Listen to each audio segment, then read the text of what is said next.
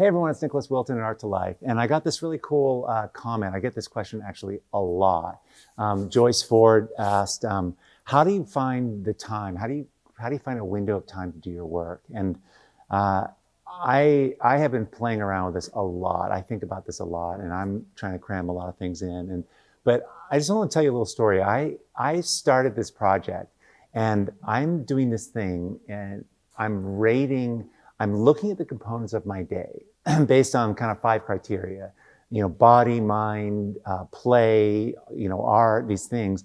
And there's different things. Like if I have a day where I play a lot, I rate it. I have like 20 points. It's too much to go into detail here, but I give myself 1 to 10 scoring. If I do a lot of art, I get a high score. If I go for a run and I get some exercise in, instead of skipping that, I get more points, right? And what's happening, it's interesting because I'm seeing the things that are missing. Like if I don't ever laugh, I don't get any points for that, right? It's just kind of this weird thing. But what I've noticed is, and I add up all those points. It takes 5 seconds. It's done with an Excel sheet, so it's automatic. And I'm on really good days, the cumulative total is big. And on days that are kind of so-so, it's a little lower. But here's what I've noticed, and it relates to Joyce's question. I realized that the best days and the sort of the average, the good thing, what works is the pattern, not necessarily how much of something I do. So if I don't do anything creatively, because I don't have time, I'm just so busy and I can't, you just short circuit yourself, you get 0. And that really, that affects your day. I mean, it gives you a low score. It's much better to just take 5 minutes and do something so you can write something down in that category. It's 3 points or it's 4 points. And often that little thing we do, it can lead to other things. So the point of this is that it's the pattern we're doing. It's the pattern of your life. It's the pattern of your art practice, the pattern of how you show up that is more important than finding these big windows of time. It's like, it seems so hard.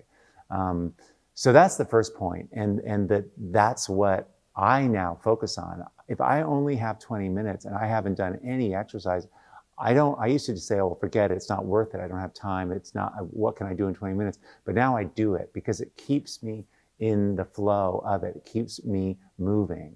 So the second point here is that if you can do these things, if you can show up and do your art, even if it's in a short little period, that I believe, and what I've seen from teaching for years and years and years, is that the improvement is faster with little chunks of time, smaller chunks of time. So if you have 10 minutes on Friday and 30 minutes on another day and 40 minutes on another day, that's like an hour and a half, let's say, that's worth way, way more than finding a window of time for an hour and a half. It's actually better to have those interruptions, because when you leave and then you come back, you bring with yourself all this new information and all this objectivity that then gets infused into your work, and your work changes quicker.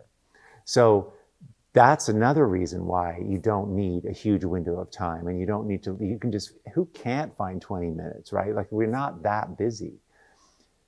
And if you can do this, if you can get unhooked to this idea that you need to have a huge amount of time and that you can just show up and do a little bit, those little bits, the more you do, the more you do. You will continue on because you get hooked in, right? You just try and do art for 20 minutes, you're going to get seduced into it. And if you don't continue for another 20 minutes after that, which is probably what will happen, but if you don't, you're more likely to come back the next time, because you're creating a habit, you're creating that pattern, and you're honoring that, no matter what it looks like. And it's not very stressful to be this way. It's actually really cool. Amazing things can happen in 20 minutes,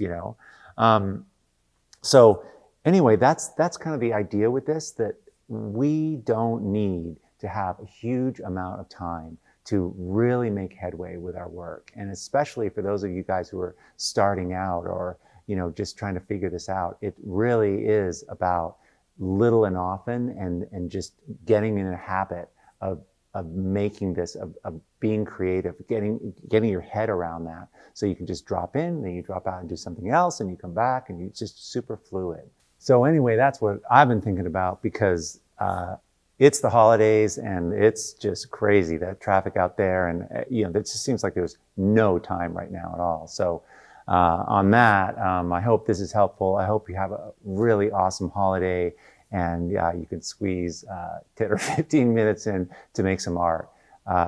Again, leave a comment below. And again, thanks for an awesome year and showing up and being here. I super appreciate it. Okay, thanks. Hey everyone, if you found this helpful, I have a whole lot more to teach, share, and inspire you with every single week. So please join the Art to Life YouTube channel by clicking the subscribe button below. Okay, great, let's do this.